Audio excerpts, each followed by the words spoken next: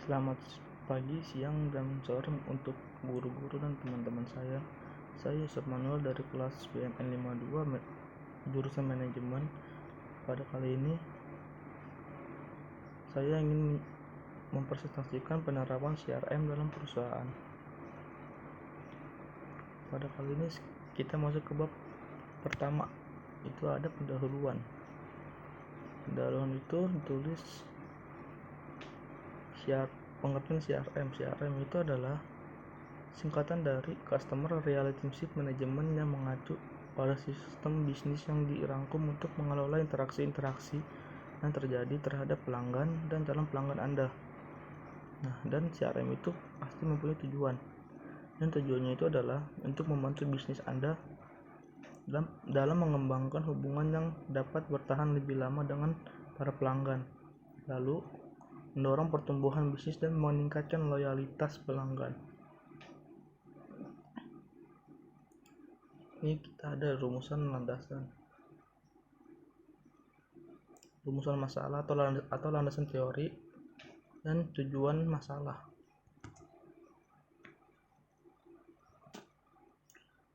Pertama itu ada menjelaskan tentang apa tujuan CRM dalam bisnis. Kedua, apa saja manfaat CRM dalam bisnis. Ketiga, menjelaskan tipe-tipe CRM. Keempat itu ada menjelaskan kelemahan dari CRM. Dan kelima, menjelaskan kelebihan dari CRM. Dan yang terakhir itu adalah penerapan CRM dalam perusahaan. Begitu pula dengan tujuan masalahnya. Bab 2, isi atau pembahasan. Kita membahas dengan tujuan CRM.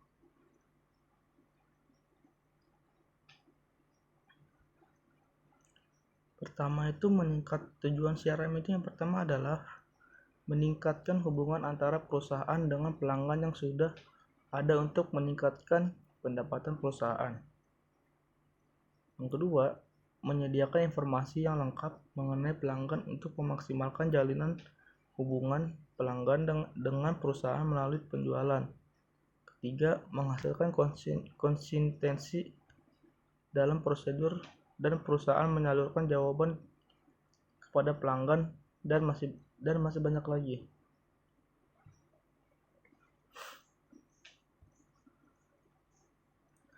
Lalu ini adalah logo dari CRM.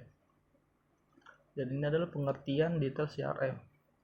CRM itu adalah sebuah pendekatan baru dalam mengelola hubungan kooperasi dengan pelanggan pada level bisnis sehingga dapat memaksimumkan komunikasi dan pemasaran melalui pengelolaan berbagai kontak yang berbeda.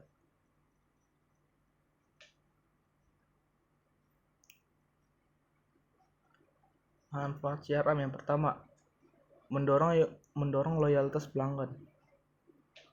CRM memungkinkan perusahaan untuk memanfaatkan informasi dari semua titik kontak dengan pelanggan, baik semua web, call center, melalui staf pemasaran dan pelayanan di lapangan.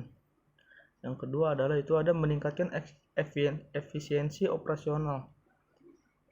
Kemudahan dalam proses penjualan dan layanan akan dapat mengurangi risiko turunnya kualitas pelayanan dan mengurangi beban cash flow. Ketiga itu ada mengurangi biaya. Dengan penerapan CRM, penjualan dan pelayanan terhadap pelanggan dapat memiliki skema yang spesifik dan fokus serta dapat menargetkan pelayanan dan pelanggan yang tepat di saat yang tepat. Dan terakhir itu ada peningkatan pendapatan. Penerapan CRM yang tepat akan meningkatkan loyalitas pelanggan, mengurangi biaya, meningkatkan efisiensi operasional dan peningkatan time to market, yang pada akhirnya akan berujung pada peningkatan pendapatan perusahaan. Kita masuk ke tipe-tipe CRM. Tipe-tipe CRM ini yang saya dapat ada 4, yaitu strategis, operasional CRM, analytical, kolaboratif. Yang pertama itu kita mulai dari strategi CRM. Strategi CRM berfokus pada pengembangan budaya bisnis customer centric yang bertujuan untuk memenangkan dan mempertahankan konsumen. Yang kedua itu ada operasional CRM. Operasional CRM mengotomisikan dan mengembangkan proses-proses bisnis, customer facing dan customer supporting. Yang ketiga itu ada analytical CRM. Analitis CRM atau analytical CRM fokus pada menangkap, menyimpan, dan mengekspresikan, memproses, menginterpretasi, dan menyebarkan menggunakan dan melaporkan data yang hubungan dengan konsumen untuk meningkatkan nilai konsumen dan perusahaan. Dan yang terakhir itu ada kolaboratif CRM. Kolaborasi CRM merupakan istilah yang digunakan untuk mendeskripsikan arah strategi dan titik pada perusahaan yang terpisah dalam supply chain dengan tujuan keuntungan yang lebih dalam identifikasi, atraksi, retention, dan pengembangan pelanggan.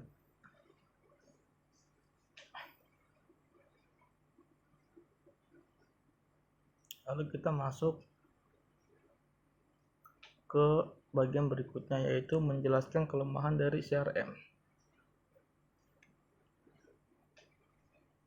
Kelemahan CRM itu adalah menyebabkan kegagalan proyek CRM, kelebihan data pelanggan atau informasi tentang pelanggan tidak dikelola dengan benar sehingga bisa tidak ada sistem CRM datang dimuat dengan informasi pelanggan. Implementasi CRM dan menyebabkan budaya perubahan dalam organisasi, terutama di kalangan staf. Lalu yang berikutnya adalah menjelaskan kelebihan dari CRM. Pertama itu ada menjaga pelanggan yang sudah ada. Kedua, menarik pelanggan baru. Yang ketiga, cross-selling, menjual produk lain yang mungkin dibutuhkan pelanggan berdasarkan pembeliannya. Yang keempat itu ada respon yang lebih cepat ke pelanggan. Selanjutnya ada meningkatkan efisiensi karena otomatis proses. Lalu kita masuk ke penerapan CRM. Ini saya memilih perusahaan yang memakai CRM adalah salah satunya adalah provider kartu XL. XL pada saat ini merupakan penyedia layanan telekomunikasi seluler yang cukup jaringan yang 4. Luas di seluruh wilayah Indonesia bagi pelanggan retail dan menyediakan solusi bisnis bagi pelanggan korporat. Layanan XL mencakup antara lain percakapan, data, dan layanan nilai. Tambah lainnya, hubungan antara Customer Relationship Management atau CRM. Untuk mendukung layanan tersebut, XL beroperasi dengan teknologi GSM 900 atau DCS 1800 serta teknologi jaringan bergerak seluler sistem IMT 2000 atau 3G. XL juga telah memperoleh izin penyelenggara jaringan tetap tertutup, izin penyelenggara jasa akses internet atau internet service, izin penyelenggaraan jasa internet teleponi untuk keperluan publik, dan izin penyelenggaraan jasa interkoneksi internet.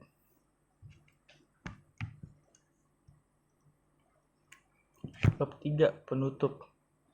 Jadi kesimpulan saya itu adalah CRM memberikan jalan alternatif untuk di dalam perusahaan, khususnya perusahaan XL, dan proses kinerjanya pun sangat praktis dan canggih menurut saya.